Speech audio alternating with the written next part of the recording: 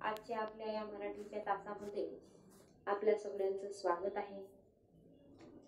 तर विद्यार्थी मित्र हो, आपण आपले पाठ्यपुस्तक बदललेले आहे हे आपल्या सगळ्यांनाच ठाऊक आहे आणि त्या अनुषंगाने तुम्हा सगळ्यांना माझी विनंती आहे की तुम्ही मराठीचं असो वा इंग्रजीचं असो दोनही पाठ्यपुस्तकांची अनुक्रमणिका अभ्यासून घ्यायची, जेणेकरून आपल्या पाठ्यपुस्तकामध्ये काय समाविष्ट केलं गेलेलं आहे ते तुम्हाला कळायला हवं। आणि म्हणून मी त्यामध्ये डिटेलने सांगता तुम्हाला ते वाचून काढण्याची विनंती करत आहे। कृपया ते तुम्ही वाचून घ्यायचं। तर आज आपण आपल्या मराठीच्या तासामध्ये पाठ्यपुस्तकामध्ये जे घटक समाविष्ट करण्यात आलेले आहेत त्या घटका अंतर्गत पाचवा घटक आपल्याला दिलेला आहे व्याकरणाचा। आणि त्या अनुषंगाने आपण व्याकरण या घटका अंतर्गत ह्या ठिकाणी वाक्य हा उपघटक आज अभ्यासणार आहोत। तर विद्यार्थी मित्रांनो, तुम्हाला माहित आहे की व्याकरण म्हणजे काय असते? तर शास्त्रशुद्ध भाषेचा वापर करून घेण्याची कला ज्याच्यामध्ये सांगितलेली आहे ते शास्त्र म्हणजेच व्याकरण। तर ह्या व्याकरणामध्ये जो आपण माणसाला जी कला अवगत झालेली आहे, संभाषणाची कला, त्या कलेमध्ये माणसानं कसं बोलावं त्याकरिता भाषेविषयक काहीतरी नियम व्याकरण ह्या घटकामध्ये दिलेले आहेत। आता आपण जेव्हा आपलं संभाषण पूर्ण करतो त्यावेळेला आपलं संभाषण वाक्यांच्या समुदायातून घडून येत असते। अनेक वाक्य आपण बोलत असतो, त्यानंतर त्या वाक्यांच्या माध्यमातून आपल्या भावना आपण व्यक्त करीत असतो। तर हे वाक्य कशा प्रकारे बनलेले आहेत? तर तुम्हाला ठाऊक आहे की प्रत्येक वाक्य बनण्यासाठी शब्दांचा समूह आवश्यक आहे आणि प्रत्येक शब्द बनण्यासाठी अक्षरांचा किंवा वर्ण ज्याला आपण म्हणतो त्या वर्णांचा समूह बनणे आवश्यक आहे। तर ह्या सगळ्या गोष्टींचा उहापोह आहे तो आपल्याला ह्या व्याकरण ह्या घटका अंतर्गत करून देण्यात येत असतो। तर आपल्या पाठ्यपुस्तकातील ह्या घटकामध्ये आपल्याला ह्या ठिकाणी वाक्य प्रकार व वाक्य रूपांतर असं एक उपघटक दिलेलं आहे। तर त्या अनुषंगाने आपण सर्वात आधी बघणार आहोत वाक्यांचे प्रकार, म्हणजे वाक्य प्रकार अंतर्गत येणारे जे उपघटक आहेत, जे या ठिकाणी वेगवेगळे वाक्याचे प्रकार सांगितलेले आहेत ते प्रकार आपण आज या ठिकाणी अभ्यासून घेणार आहोत। तर बघा तुमच्या पाठ्यपुस्तकामध्ये काय दिलेलं आहे ते। तर वाक्य प्रकार, आपण बोलताना लिहिताना अनेक प्रकारची वाक्य वापरतो, एकच आशय अनेक प्रकारच्या वाक्यातून सांगता येतो। उदाहरण दिलेलं आहे ह्या ठिकाणी, बरोबर आहे? कारण आपण एखादी गोष्ट सांगायची असते तर ती वेगवेगळ्या प्रकाराने ती मांडू शकतो। आता हे कसं घडतं तर त्याकरता ह्या ठिकाणी एक उदाहरण दिलेलं आहे। तर इथं उदाहरणार्थ घेतलेलं आहे, काल खूप पाऊस पडला। काल खूप पाऊस पडला हा एक वाक्य ह्या तुमच्या पाठ्यपुस्तकामध्ये दिलेलं आहे। तर हे वाक्य कशा प्रकारे वेगवेगळ्या प्रकारांनी ह्या ठिकाणी मांडलेलं आहे ते इथं दाखविलेलं आहे। आता हा वाक्य पहिला या ठिकाणी दिलेला आहे, काल फार पाऊस पडला। आता सहज बोललं गेलेलं हे वाक्य आहे, विधान आहे। तर याला त्यांनी विधानार्थी वाक्य असं सांगितलेलं आहे। वाक्य मूळ वाक्य या ठिकाणी घेतलेलं आहे, काल खूप पाऊस पडला। आणि आता आपण बघत आहोत की काल खूप पाऊस पडला ह्या वाक्याला आपण कशा प्रकारे वेगवेगळ्या रीतीने घेऊ शकतो किंवा मांडू शकतो। तर विधानार्थी वाक्यादाखल ह्या ठिकाणी घेतलेला आहे, काल फार पाऊस पडला। दुसरं वाक्य ह्या ठिकाणी घेतलेलं आहे, त्याच वाक्याला बघा प्रश्नार्थी करून घेतलेलं आहे। आपण प्रश्नार्थी वाक्य ओळखतो, आपल्याला माहित आहे की ज्या ठिकाणी प्रश्नचिन्ह असेल तर त्याला आपण प्रश्नार्थी वाक्य म्हणतो. तर ह्या विधानाला त्यानं म्हटलेलं आहे की काल काही कमी पाऊस पडला नाही. हा दुसरं वाक्य, सॉरी, ह्या ठिकाणी प्रश्नार्थी दिलेलं नाही, तर तो सुद्धा एक विधानार्थी. आता पहिलाही वाक्य विधानार्थी आहे आणि दुसराही वाक्य विधानार्थी आहे. ह्या ठिकाणी दोन वाक्य दिलेले आहे. तर ह्या ठिकाणी पहिला वाक्य होकारार्थी प्रकारचा दिलेला आहे आणि दुसऱ्या वाक्य नकारार्थी प्रकारानं त्याला मांडलेला आहे. काल काही कमी पाऊस पडला नाही, म्हणजे कालही फार पाऊस पडला असं त्यांना सांगायचं आहे. त्यानंतर तिसरं वाक्य घेतलेलं आहे आणि हे वाक्य आहे प्रश्नार्थी. तर त्याला प्रश्नार्थी वाक्य कसं बनविलेलं आहे? काल काय कमी पाऊस पडला का? आपण प्रश्न विचारत असतो, तर त्यावेळेला प्रश्नार्थी वाक्य शेवटी लिहायचं असते, हे आपल्या सगळ्यांना माहित आहे.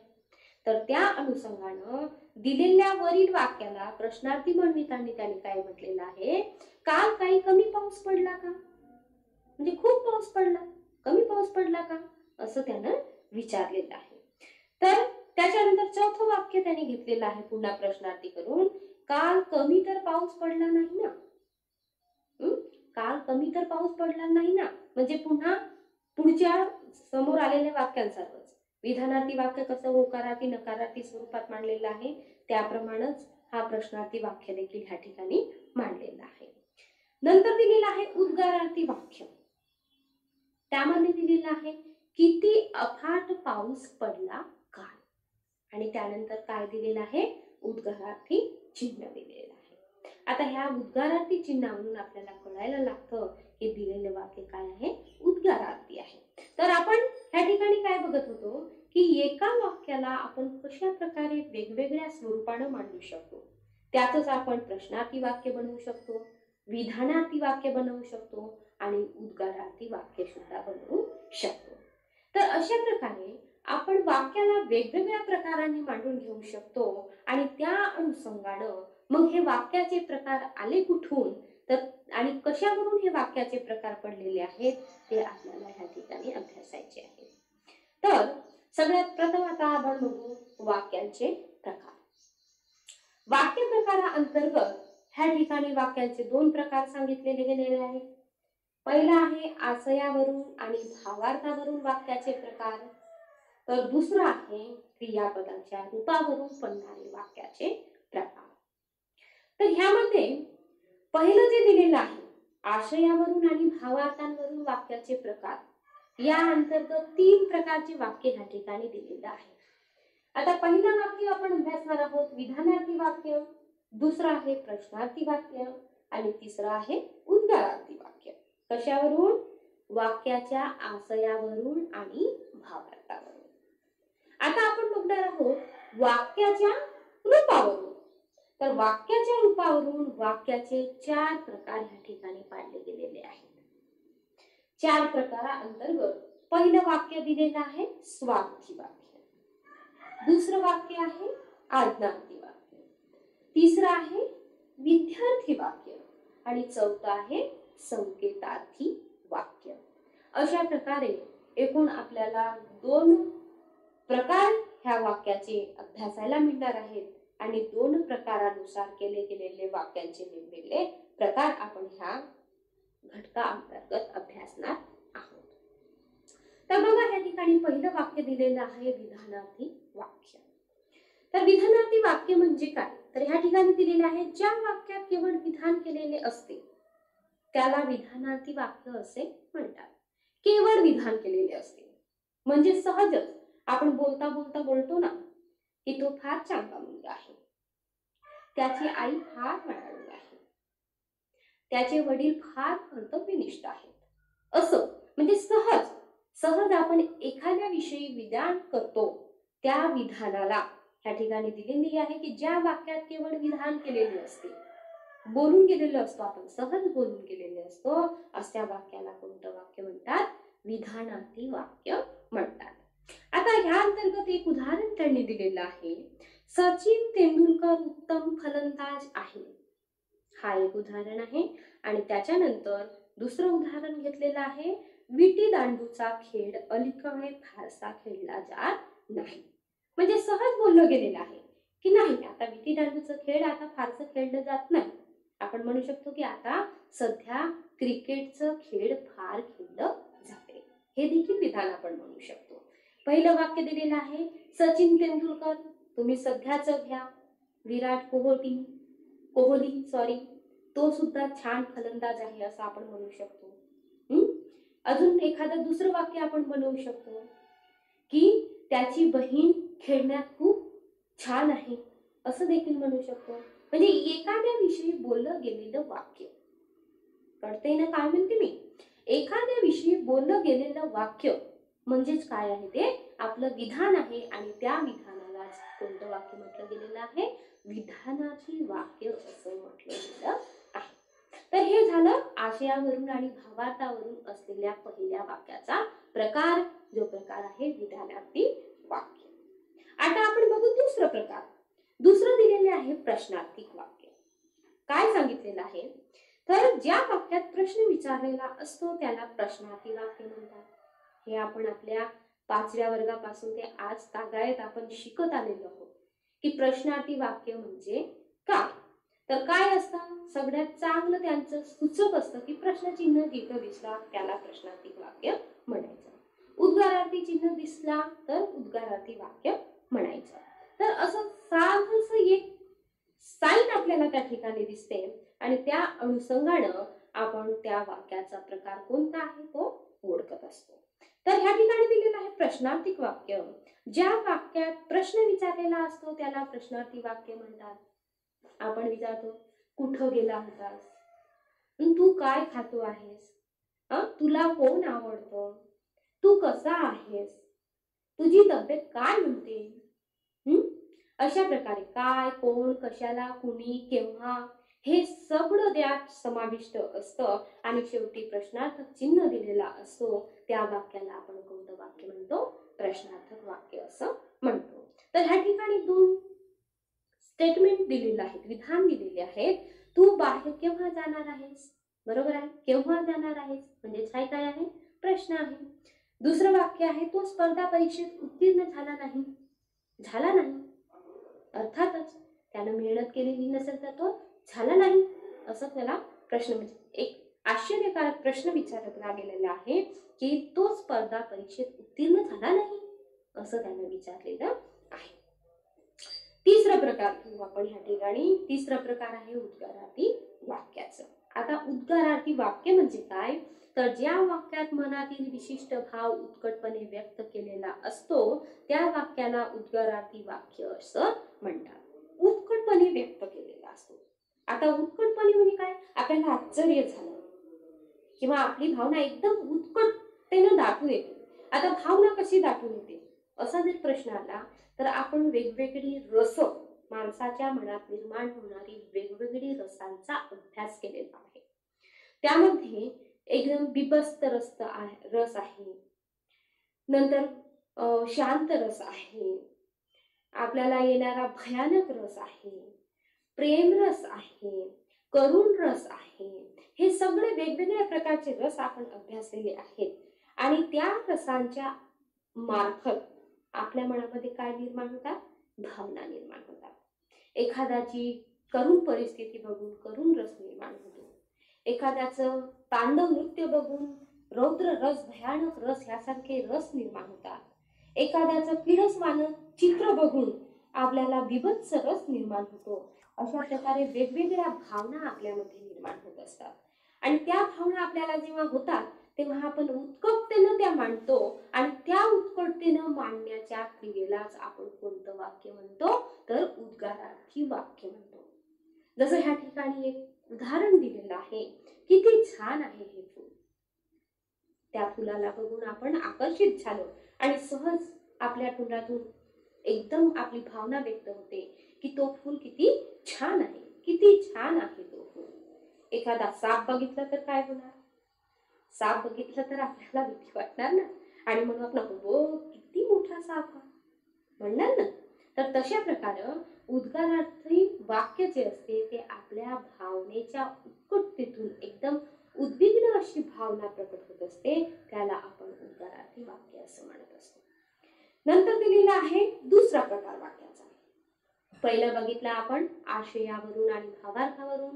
आता दुसरा प्रकार आहे की क्रियापदाच्या रूपावरून पडणारे वाक्यांचे. तर त्या अंतर्गत 4 वाक्य आपल्याला अभ्यासायची आहे. त्याच्यात पहिलं आपण बघू स्वार्थी वाक्य. आता ही स्वार्थी वाक्य म्हणजे काय? स्वार्थी नावाप्रमाणे त्यामध्ये स्वार्थ घडलेला असेल, आहे की नाही, आणि म्हणून आपण त्याला काय म्हणतो? स्वार्थी वाक्य. तर बघा काय दिलेलं आहे. ज्या वाक्यातील क्रियापदाच्या रूपावरून नुसताच काळाचा बोध होत असेल त्याला स्वार्थी वाक्य म्हणतात. काळाचा बोध म्हणजे होणारी क्रिया घडत असेल, घडणार असेल. आता ह्या ठिकाणी बघा वाक्य घेतलेलं आहे, मुले शाळेत गेली. घडलेली आहे ती. कुठे गेली आहेत मुलं? शाळेत गेली आहेत. म्हणजे काळाचा बोध होतो की ह्या वेळेला मुलं कुठे आहेत? शाळेत आहेत, शाळेत पोहोचून गेलेली आहेत. दुसरा दिलेला आहे, खेळाडू मैदानावर सराव करतात. करतात नेहमी करण्याची, त्यांची सराव करण्याची क्रिया चालू असते, करत असतात ते. तर अशा प्रकारे काळाचा बोध ज्या वाक्यांवरून होतो त्या वाक्याला काय म्हटलेलं आहे? ह्या ठिकाणी स्वार्थी वाक्य म्हटलेले आहे. जसे मी गावाला गेली. आता गेलेली आहे किंवा ती गावाला गेली त्या काळात. म्हणजे काळाचा बोध होतो अशा वाक्याला काय म्हटलं गेलेलं आहे? स्वार्थी वाक्य असं म्हटलं गेलेलं आहे. दुसरं आहे आज्ञार्थी वाक्य. आज्ञार्थी वाक्य नावाप्रमाणेच साहजिकच ह्या वाक्यामध्ये काय असेल? आज्ञा असेल. तर ती कशा कशा प्रकाराने मांडू शकतो आपण?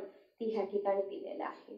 ज्या वाक्यातील क्रियापदाच्या रूपावरून आज्ञा, आशीर्वाद, प्रार्थना, विनंती, उपदेश आणि सूचना या गोष्टींचा बोध होतो त्या वाक्याला आज्ञार्थी वाक्य असे म्हणतात. आता ह्या ठिकाणी 4 गोष्टी सांगितलेल्या आहेत, 4 ते 5 गोष्टी.